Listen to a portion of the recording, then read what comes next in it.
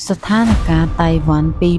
2027បញ្ជាក់ការរួមតៃវ៉ាន់សហរដ្ឋអាមេរិកត្រៀមទប់ស្កាត់ចិនចំណុចសំខាន់ Key Point តៃវ៉ាន់និងសហរដ្ឋអាមេរិកកំពុងបង្កើនប្រព័ន្ធបញ្ជាការប្រតិបត្តិការរួមគ្នាភ្ជាប់ព័ត៌មានចារកម្មយោធាអាមេរិកជាមួយនឹងប្រព័ន្ធមីស៊ីលតៃវ៉ាន់ឆ្នាំ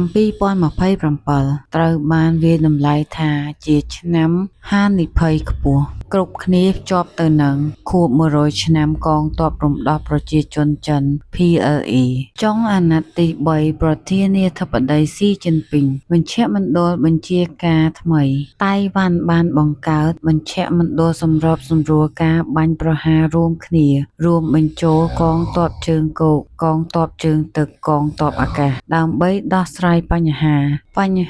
ការខ្វះសហប្រតិបត្តិការវាយប្រហារយឺតនិងខកខានគោលដៅក្នុងមជ្ឈមណ្ឌលនេះមានកន្លែងអង្គុយសម្រាប់បុគ្គលិកយោធាអាមេរិកមាននាឡិការាប់ថយក្រោយទៅ1មករា2027 Day by Day ហេតុអ្វីតៃវ៉ាន់ត្រូវការអាមេរិកតៃវ៉ាន់ខ្វះផ្កាយរណបឆ្លូបយកការផ្ទាល់ខ្លួនខ្វះភ្នែកនិងខួរក្បាលសង្គ្រាមអាមេរិកគត់គង់ព័ត៌មានគោលដៅយុទ្ធសាស្ត្រ Real Time ភ្ជាប់ទៅមីស៊ីលរយៈចម្ងាយឆ្ងាយ700ទៅ1000គីឡូម៉ែត្រអាចទៅដល់ទីក្រុងចិនដូចជាសៀងហៃណានជីងការប្រែប្រួលយុទ្ធសាស្ត្រអាមេរិកអតីតកាលលក់តែអាវុធការពារជៀសវាងបញ្ហារួបរួមខ្លាចរលំខាងលិចបច្ចុប្បន្នយល់ថា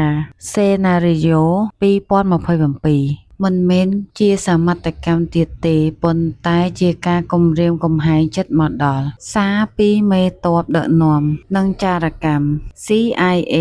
2023ស៊ីជីនពីងបានបញ្ជាក់ PLA រៀបចំសមត្ថភាពឈ្លានពានតៃវ៉ាន់នៅឆ្នាំ2027 Macro Stereo